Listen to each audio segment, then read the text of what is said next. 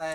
लेकिन इस तरीके के जो दृश्य हैं ये बाहर के ना तो डेलीगेशन देख पाता है, बाहर के लोगों को लगता है जम्मू कश्मीर बड़ा सुख शांत है, वहाँ पे कोई बच्चों को तकलीफ नहीं है, वहाँ पर बेरोजगारी दर बड़ी कम है, वहाँ पे अनएम्प्लॉयमेंट कम है, वहाँ पे लोग जो है वो भूखे नहीं सोते हैं। लेकिन यहाँ पे देखा जा रहा है क्राइम रेट बढ़ रहा है जब से ड्यूटी में बदला।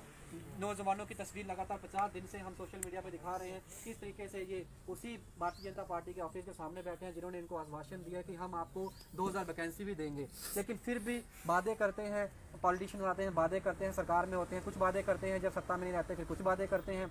आप इसको किस नज़रिए से देखते हो इन बच्चों का? क्योंकि आज आप पॉलिटिकल लीडर्स जो अपोजिशन से हैं वो उनका सपोर्ट में आ रहे हैं सर, लेकिन ये पिछले 30 दिनों से जो थे बिना सपोर्ट के भूखे प्यासे ऐसे ही बैठे हुए थे। देखिए, बुनियादी तौर पर जो नेशनल मीडिया इनको कवरेज नहीं देता है, नेशनल मीडिया बिका हुआ है। वो जो प्राइवेटाइजेशन की बात करते हैं उनके जहन के किसी गोशे में सोते जागते ख्वाब में भी वो प्राइवेटाइजेशन देखते हैं। वो मुल्क को सारे को प्राइवेटाइज करना चाहते हैं। उनके जहन में अंबानी अडानी होता है कि जम्मू कश्मीर में अब नौजवानों को इनको अंबानी का नौकर बनाना चाहते हैं, अडानी का नौकर बनाना चाहते हैं। क्या हम लोगों को ये हक नहीं है हम आज़ाद मुल्क के आज़ाद शहरी गर्दन ऊँची करके हम जी सकें? क्योंकि उनके अब क्या बोलूँ, वो उस रियासत से ताल्लुक़ रखते हैं जो सुबह अगर ब्रेकफास्ट करते हैं वो भी एक व्यापारी होता है, उसी नज़रिए से उस ब्रेकफास्ट को भी देखते हैं। वही लोग हमारे यहाँ इस वक्त उन्हीं की सरकर्दी में मुल्क चल रहा है। तो ये सारी चीज़ें प्राइवेट इनको ये किसी मुल्क के बाज़र शहरी क्यों ना रहें? ये क्यों इन कारपोरेटर्स के नौकर बन के रहें? क्या सरकार को इनके लिए कुछ नहीं है? इनके लिए रोज़गार नहीं है? ये सरकारी बैंक प्राइवेटाइज कर रहे हैं, ये रेलवे महकमे को प्राइवेटाइज कर रहे हैं। ये सारा जो नकदी जो कारोबार है वो चंद हाथों में देना चाहते हैं, चाहे जितना भी करंट मतलब रनिंग जो इनकम है वो इनके पास रहे, सारे देश की करंट इनकम उनके पास रहे। इसकी वजह से बाकी जो कुछ होता है मुल्क में उनको कोई परवाह नहीं है। उनको पता है आज ये तीन जो लोग हैं बिजनेसमैन हैं, कल किसी और की बोली बोलते थे, कल किसी और की बोली बोल सकते हैं। आप पूरे मुल्क को इनके हाथ में गिरवी मत रखो। आज आपका ज़माना ज़रूर है, लेकिन आप कोई ठेका लेके नहीं आए हो कि तमाम क़यामत तक आप वहाँ रहे हो। पहले भी सिकंदर हुए हैं, बड़े फिरौन हुए हैं, इनकी भी कोई हैसियत नहीं, हकीकत नहीं, ये भी कल नहीं होंगे।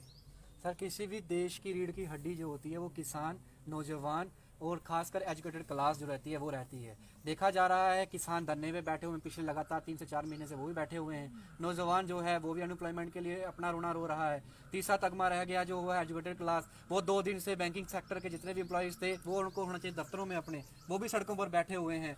कहा जाता था पहले क्या जेल लगाए जाते थे कि अपोजिशन जो है वो बहला फुसला कर लोगों को धरने पे बिठाता है। यहाँ पे तो ना अपोजिशन दिखता है, लेकिन खुद ही जो तगमा नौकरी कर रहा है वो खुद सड़कों पर बैठ के बोल रहा है कि जो चीज़ें की जा रही हैं यही खिलाफ है। बेसिकली हमारे माशरे में एक प्रॉब्लम हो गई, अगर मेरे खिलाफ कोई बात नहीं हो रही, दूसरे के खिलाफ हो रही, तो मैं समझता हूँ मेरे खिलाफ नहीं, दूसरा उसके खिलाफ है। जब दूसरे के खिलाफ बात हो जाती है तो तीसरा आवाज़ नहीं उठाता है।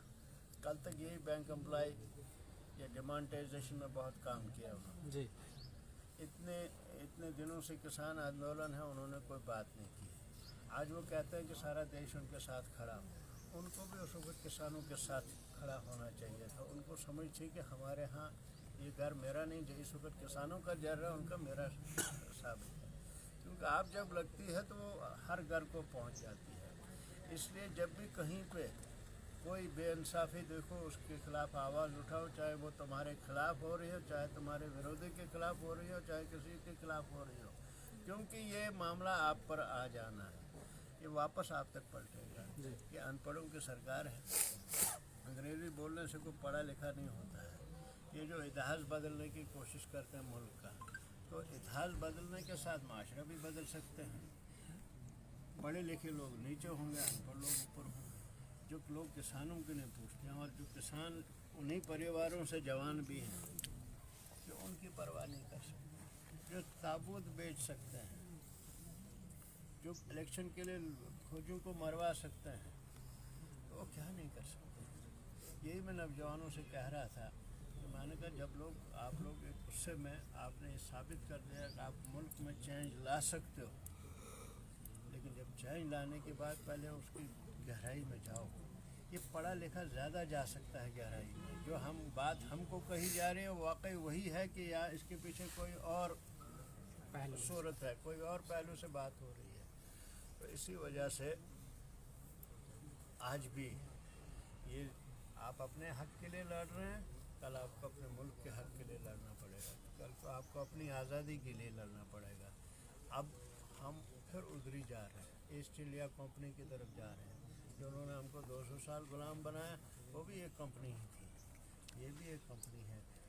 200 साल पहले उसको कंपनी बोलते थे, आज कॉरपोरेट बोलते हैं। फ़र्क कितना है?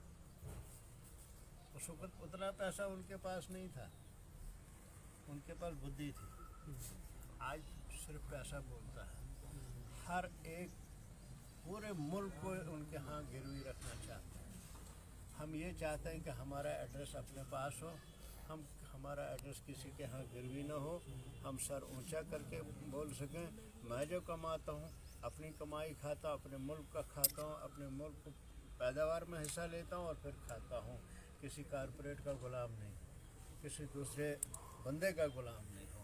लोगों ने, अल्लाह ने, ऊपर वाले ने इंसान को आज़ाद जना है, हम उसकी आज़ादी छीन लेना चाहते। और कोई दूसरा नहीं छीन रहा है, कोई पाकिस्तान आके नहीं छीन रहा है, कोई चाइना आके नहीं छीन रहा है, दूसरे लोग आके नहीं छीन रहे हैं। ये बच्चे पाकिस्तानी नहीं हैं, ये बच्चे किसी दूसरे मुल्क के नहीं, हमारे अपने बच्चे हैं और इस रियासत के बच्चे हैं। इनके दुख दर्द में हम शरीक हैं। शुक्रिया सर, अपना बहुत बहुत शुक्रिया बेटा। और कोई बात ठीक है? मेरे लिए कोई